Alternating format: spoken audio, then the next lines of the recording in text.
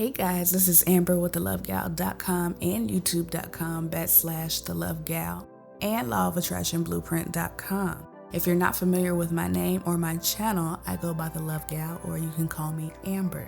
As you can tell, this video is going to be a little different. Just think of it as a podcast type setting. As long as I'm delivering good advice and good content, that's all that matters, right? If you're not familiar with my channel or you're not subscribed, I drop new videos every Thursday and Sunday. Yes, I did miss last Sunday, but on Thursdays, I drop law of attraction content, and on Sunday, I drop relationship advice, dating advice type videos, as you can tell by the title of this video.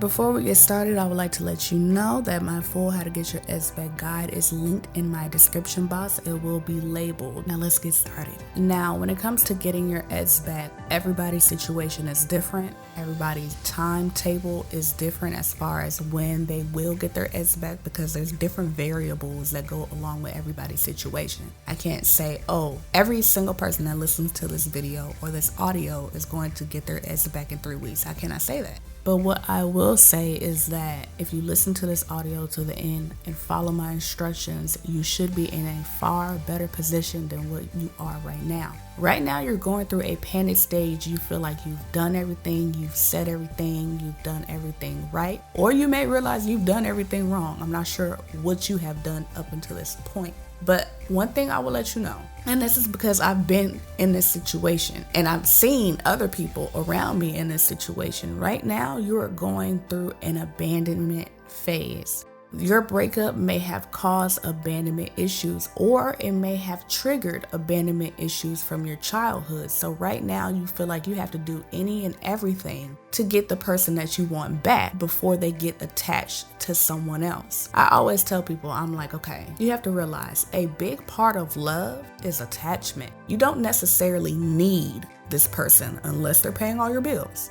But in most cases, you do not need this person to survive, but you feel like you do. I need you to take a step back and just realize that you are going to be okay. And I'm saying this from the bottom of my heart because I've been in a situation where I feel like my heart got snatched out of my chest. And I felt like all I wanted was for my relationship to go back to how it was in the beginning, right?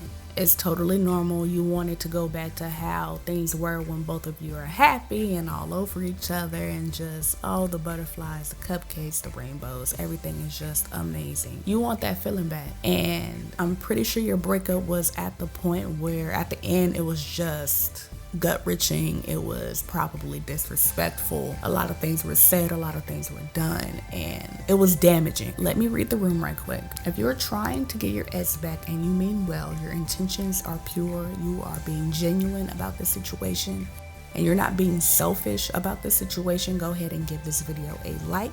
Now, how to make your ex want you back. It doesn't matter if you're trying to get your ex-boyfriend back or get your ex-girlfriend back, this advice will apply to you. If your situation seems hopeless or impossible, then you need to make them see you as a different person. They are tired of looking at you and seeing what didn't work. That is brutally harsh, but it's true. When your ex thinks about you, they see a person who irritates them or who has hurt them. You have to get them to see you as an improved version of yourself. No matter how hard you cry or how much you beg them, it won't work. You have to make them chase you. You have to make them think about you. You have to make them want you more than anything. No one wants someone they know for a fact they can have. And let me explain that.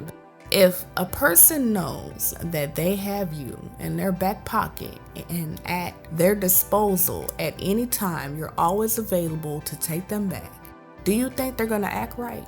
Do you think they're going to make the effort in really working things out with you? Because basically they're like, oh, Gabrielle is always there when I call. No matter what, I can get that back at any time. It doesn't matter. So I'm going to go over here and do my thing because I had that in the bag already. It didn't work out before, but if I wanted it, I can have it.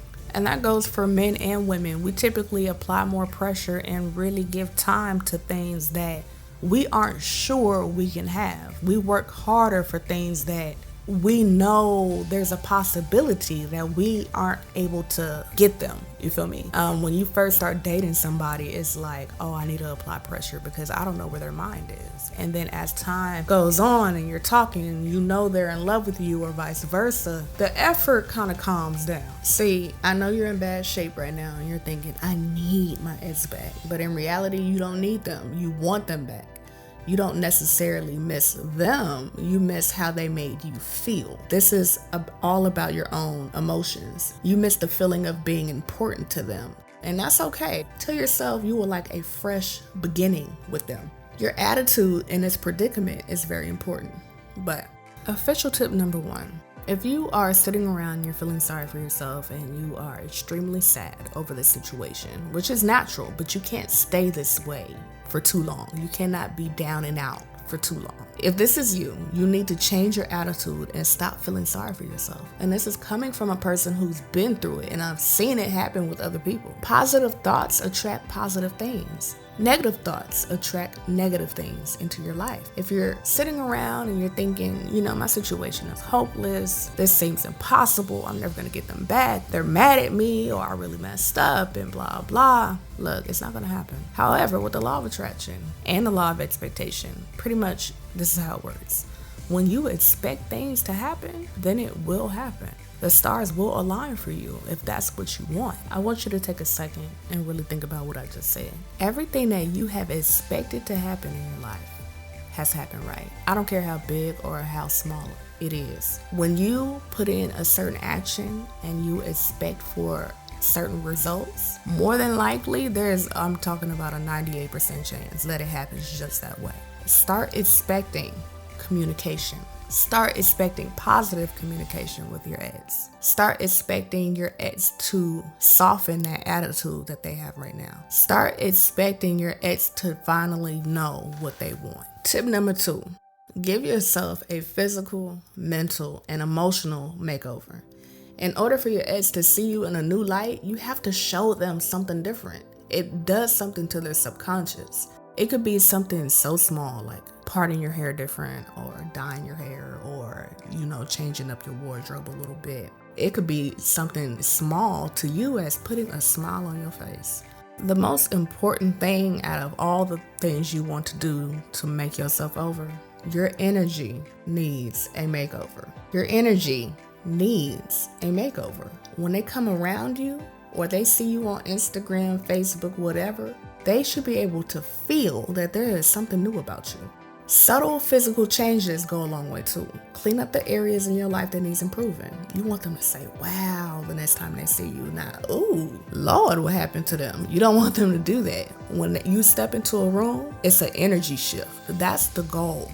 Now my next tip. People panic when I tell them to do this. Tip number 3, reject them by agreeing with the breakup. Agreeing with the breakup makes people so nervous because you hear the unknown. You hear, oh my gosh, what if they move on after I agree with the breakup? I don't want them to. Look, like I said in the last tip, I said what you expect to happen will happen. If you agree with the breakup and you expect them to go on their merry way, then that's exactly what will happen. However, when you agree with the breakup and you're like, oh, I know they about to hit me up and want to talk. By rejecting them and agreeing with the breakup opens up the door for communication that's not tense.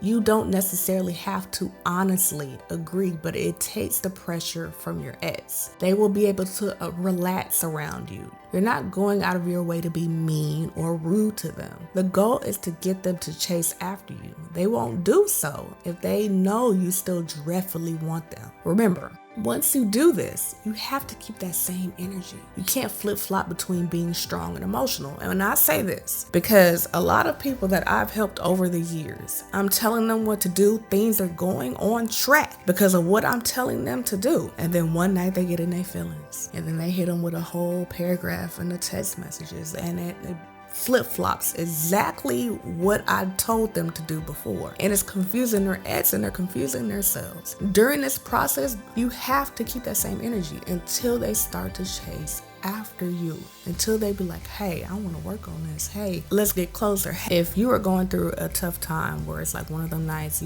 they're at the house by yourself and you're thinking about them, maybe you're going through pictures or you done pulled up their Instagram account and you just get overly emotional. This is what I have done, and this is what I recommend people doing. Take out a piece of paper and write down everything that you want to say to them, and you're writing it down on paper. You're not sending it to them, because more than likely, if you hit them up being overly emotional, you are going to do more damage than good. That letter is for you, and it's going to give you the opportunity to vent without damaging anything anymore. Now, tip number 5 is keep them close, but not too close. After implementing the no contact rule. Now, you may have heard of the no contact rule or you may have not, just in case you have not. The no contact rule is basically after your breakup, you go ghost on this person. You don't talk to this person for at least 14 days. Depending on how bad it is, I will go for at least a month. No contact, no nothing, no social media, anything like that. So after the no contact rule, I sent them the letter. I talk about this in my How to Get Your Ex Back guide. I talk about this, and basically after I hit him up, he got in contact with me. And this is after him ignoring me, dodging me, all this other stuff, like just being one of them ones. Okay, he was not being a nice person. But after I sent this letter, he got in contact with me first. And when I tell you that tune changed, keeping him close but not too close after this, it allowed me to keep tabs on him and know when to turn up the volume on my plan to get him back. So I remember one night in particular, it was a concert, and I'm not really a concert person. I don't really like crowds or anything like that. But what I did, I went to the concert with my friend, and like I said, he hadn't seen me, and I gave myself a makeover, gave my energy a makeover, gave my hair look, new makeup, new vibe, new clothes. Like I gave myself an update. He hasn't seen this side of me yet, and it just so happened I run into him at the concert. This is a whole arena, and there was a good chance I was not going to actually bump into him, but I bumped into him, and we were outside after the concert, and like he sees me looking good, of course, and he's like, hey, because he was with his cousin. He was like, hey, y'all want to go get something to eat? And me and my friend were like, yeah, sure. Inside, I am geeked, you feel me? I'm like, oh yeah, but I'm playing it cool though. I'm geeked on the inside. I'm so happy on the inside. But I'm just, I'm acting like I'm not sweating him. It's like we're just friends. And when we were eating, it wasn't awkward or anything like that. There wasn't any tension. We didn't even bring up the breakup or anything like that because I agreed with the breakup in my no contact rule. I didn't contact him, and then when I did contact him, I'm saying, yeah, you know what? It's good that we broke up, blah, blah, blah. So by the time I saw him, I'm looking good. I'm feeling good. He's noticing my hair is different. Everything's different. So I didn't hit him up when I got home. I didn't text him and be like, hey, I was happy to see you, blah, blah. None of that. I didn't do any of that. I let him contact me, which he did. But after that point, I had him closed by just being his friend. The thing about it, people get nervous with that. They're like, oh, I don't want to be friend zone, blah, blah, blah. Look, if you already have chemistry with somebody, I don't care what they say. You're not going to be friend zone because there's always going to be that tension. When I say that tension, you know what I mean. And by being his friend, I got to know him on a deeper level. I got to know him on a side that I didn't know. I got to know about, certain traumas that typically people try to hide when they're in a relationship. I didn't judge him. I basically gave him the floor for our new bond to be his comfort zone. And when I became his comfort zone, but in a deeper way, in a different way, he always started to look for me. And when he always started to look for me, but I'm not as available as I was when I was in a relationship with him, he started to think about me constantly. And when you start to think about someone constantly, you get even more attached to them. You want them, you yearn for them. And that's exactly what I did.